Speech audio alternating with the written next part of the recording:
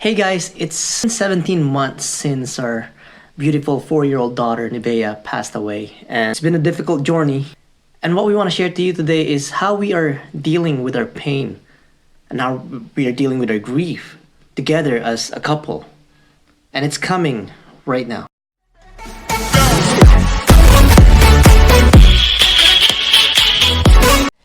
Hey guys, I want to introduce you to this beautiful lady beside me. She is my wife. Her name is Shireen, and she's joining us for the very first time.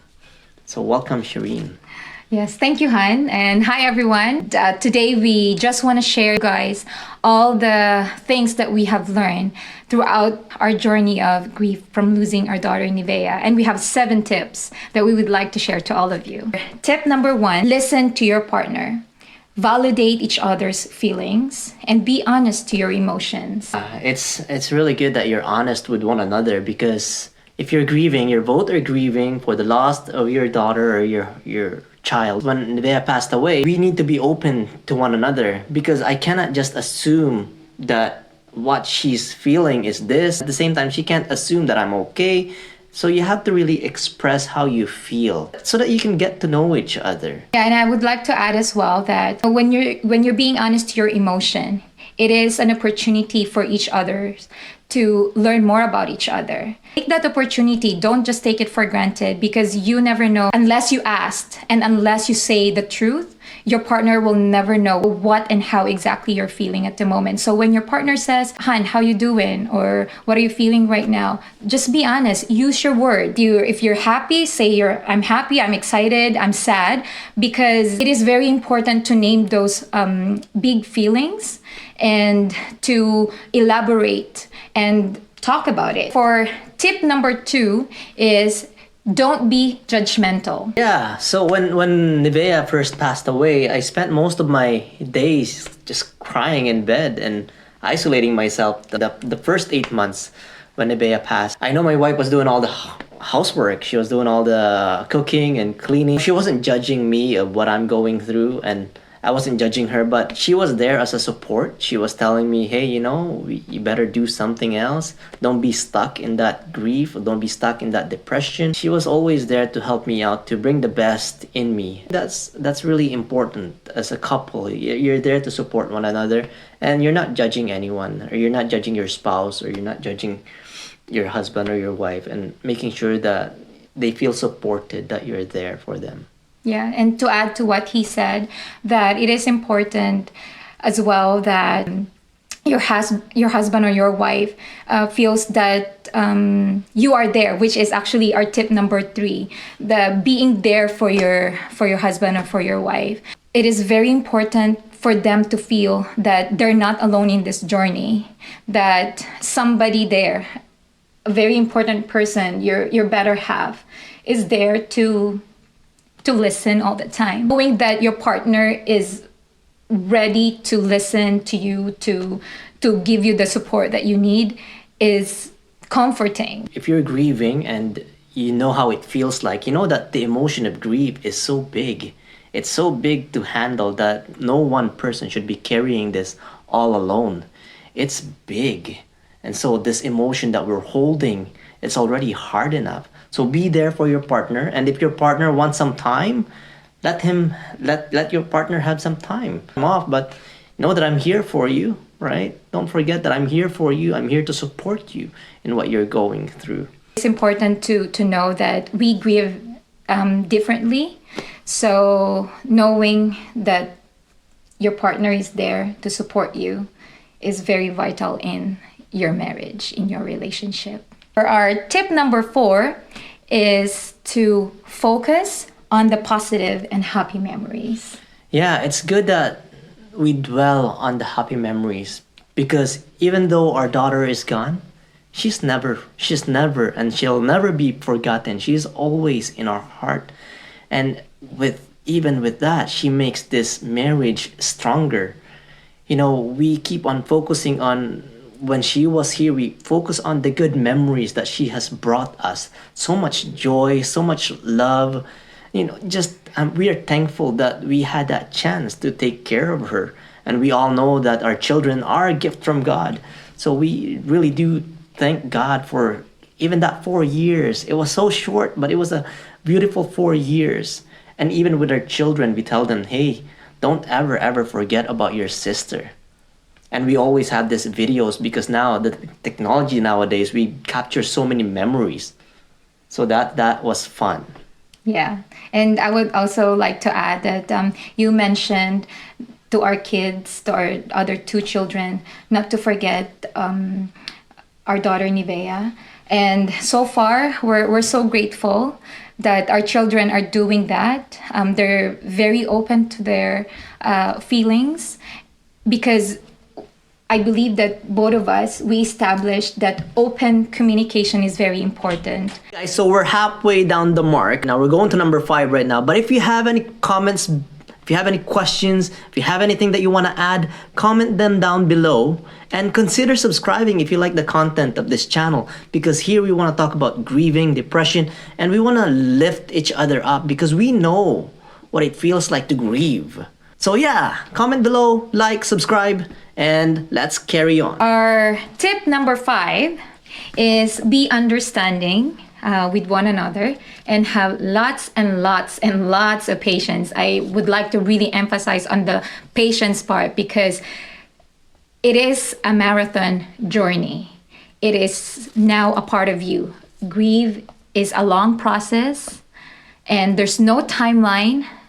So it is very important to be understanding and have lots and lots of patience from your partner. Yeah, I've learned so much from this experience, and I've had a lot of patience with my wife. You know, our daughter's room, it's been 17 months, like I mentioned earlier. Her room is still not touched yet. And if anything, we added more stuff to her room.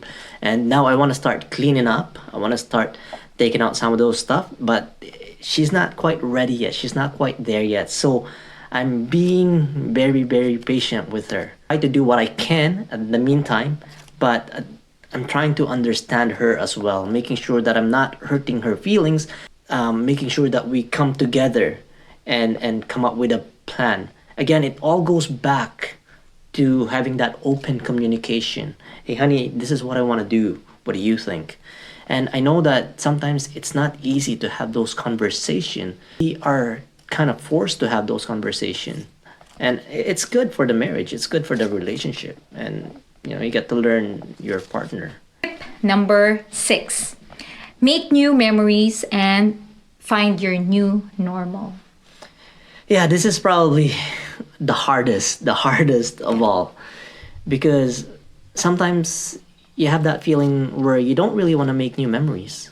Again, our daughter is always and forever will be in our hearts. And everything that we do, she's always going to be there in our hearts. At the same time, we have to make new memories. We have to kind of continue on living, and we don't want to dwell in that past. I know it's hard to hear because we don't want to, sometimes we don't really want to let go. But it's not really letting go, but instead it's moving with grief, right? And for us, we still have 2 kids, and I don't want to deprive them of the joy. I was complaining to my psychologist about how my kids are acting up, and my psychologist told me maybe they're not acting up because they lost their sister. Maybe they're acting up because they're losing their parents. Because I try to isolate myself from them, and I get frustrated with them from time to time. And sometimes I tend to ignore them because I'm also grieving, right? That's the thing with grief. You're grieving, your wife is grieving, your kids are grieving. And we'll actually make a video of that as well, how to grieve with your kids. So everyone's grieving, and sometimes it's just too much. It's just too much. That's why we're seeking for help. I truly believe that if Nivea is still around, she wouldn't want to see both of us miserable. Nivea would say, hey, mom and dad, keep on going, keep on doing what you do. Part of this is doing these videos on YouTube is to share her stories so that people will know what happened to her, helping other people to grieve and to cope and how to keep forward, moving forward.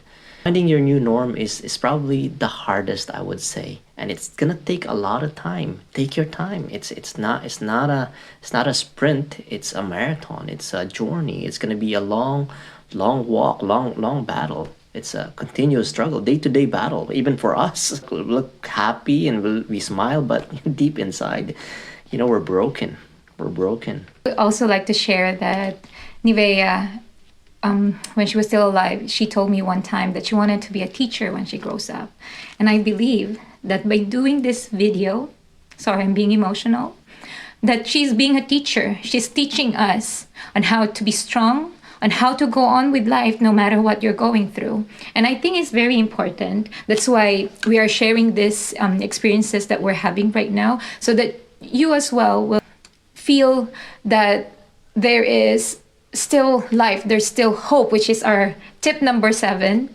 As long as your husband and your wife is there with you until the end of just this journey, I think it's very vital to have that, to hold on to that hope and never lose that hope. Faith that my husband and I have, especially to God, is actually the main reason why we are still here, why we are still fighting.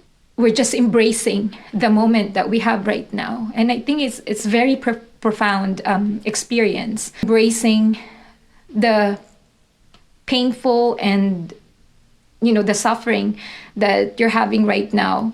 Yeah, well, I mean, what we're doing is not easy for us. But I've also heard this, or I saw this somewhere. It says that when there is hope, there is life, and when there is life, there is hope. We thank God for, despite what happened to us, I can say, hey, you know what, God is good. Because, if I look at all the positive things that He's done in our lives, having to have 2 kids and 3 kids, but Nebea's passed away. Again, I'm just going back to the positive things, right? The positive things in mind. Because if we dwell on the negative, it's just gonna go down from there. That's not who we want to be, and that's not who I am. I don't want to go down that road because I've been there. I've been there, I've done that. Just to recap on our 7 tips. First tip is to validate each other's feeling. Second tip, don't be judgmental. Third tip is be there for your partner and focus on the positive and happy memories. And tip number 5, be understanding. Tip number 6, make new memories. Tip number 7, keep the faith and never lose hope. Thank you for watching this video, and we'll see you later. Bye-bye.